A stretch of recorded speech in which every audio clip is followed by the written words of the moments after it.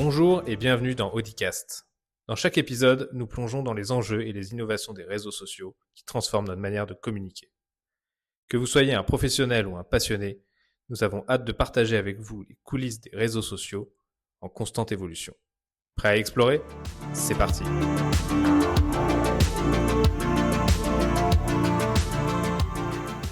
Aujourd'hui, on explore l'histoire fascinante de TikTok à travers son fondateur, Zhang Yiming. Ce patron discret et ingénieux est à l'origine de l'un des plus grands succès numériques de la décennie. En quelques années, TikTok est devenu un réseau social incontournable, en révolutionnant notre manière de créer et consommer du contenu vidéo. Mais qui est vraiment Zhang Yiming ? Comment a-t-il parvenu à hisser ByteDance, sa société mère, au sommet de la tech mondiale ? C'est ce que nous allons découvrir ensemble.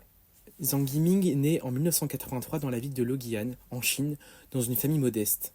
Très tôt, il se passionne pour l'informatique et la technologie. Il fait ses études à l'université de Nankin, où il se spécialise en génie informatique. Après avoir obtenu son diplôme, il intègre des entreprises de la tech à Pékin, la capitale où s'est développée une véritable Silicon Valley chinoise. Ses premières expériences dans le monde du logiciel et du web lui donnent une vision claire. La technologie doit s'adapter aux besoins des utilisateurs et l'intelligence artificielle sera la clé du futur. Mais Zhang ne se contente pas de suivre la tendance. Il veut créer quelque chose de nouveau. En 2012, il fonde ByteDance, une start-up spécialisée dans les solutions d'agrégation de contenu. Leur premier succès majeur est l'application Tutio, une plateforme de news personnalisée qui utilise un algorithme puissant pour sélectionner et proposer aux utilisateurs des articles en fonction de leurs goûts et habitudes. Ce succès fulgurant pose les bases d'une machine à contenu capable de comprendre ses utilisateurs mieux que quiconque. Fort de cette expertise, Zhang lance en 2016 Douyin, la version chinoise de TikTok. Son idée est simple mais audacieuse. Offrir aux utilisateurs un moyen rapide, ludique et créatif de partager des contenus courts, de quelques secondes à une minute, en misant sur la vidéo plutôt que le texte ou les images statiques. ByteDance répond à un besoin profond de spontanéité et d'instantanéité. Très vite, Douyin rencontre un succès colossal en Chine, notamment chez les jeunes générations. Mais Zhang ne veut pas s'arrêter là. Il comprend que pour conquérir le monde, il doit adapter son produit à l'international.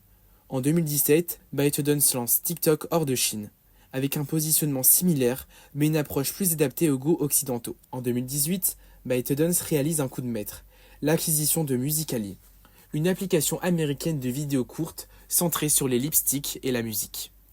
Cette opération lui permet non seulement de récupérer une base d'utilisateurs importante aux États-Unis et en Europe, mais aussi de fusionner les deux applications sur la marque de TikTok. Cette fusion donne naissance à une plateforme unique qui séduit rapidement par son algorithme exceptionnel et sa facilité d'utilisation. TikTok devient alors une véritable machine à viralité, capable de propulser n'importe quel contenu, du simple danseur amateur à la marque internationale. La force majeure de TikTok, c'est son algorithme.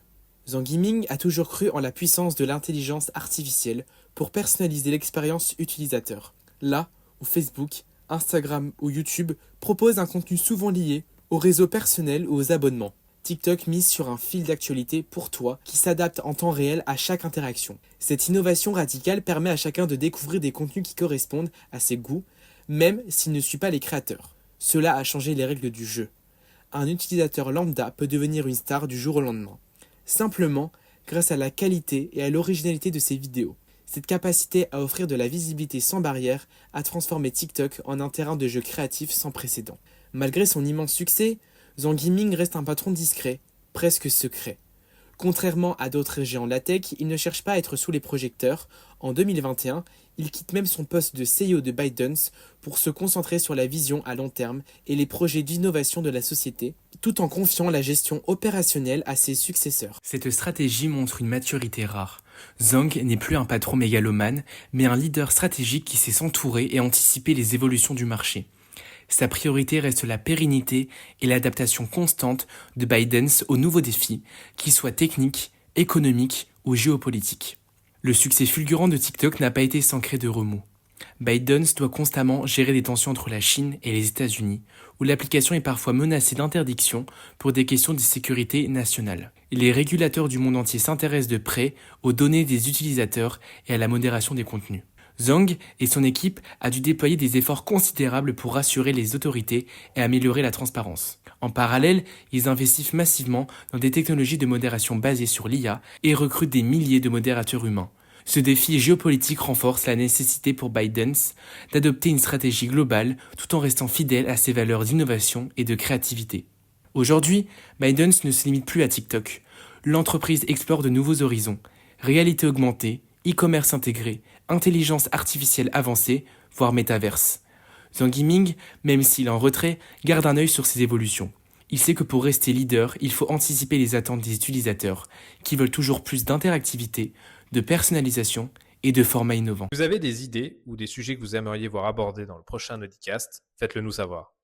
Pour ça, rien de plus simple. Contactez-nous par mail à agence@audinou.com ou réagissez sur les réseaux sociaux avec notre hashtag Audicast.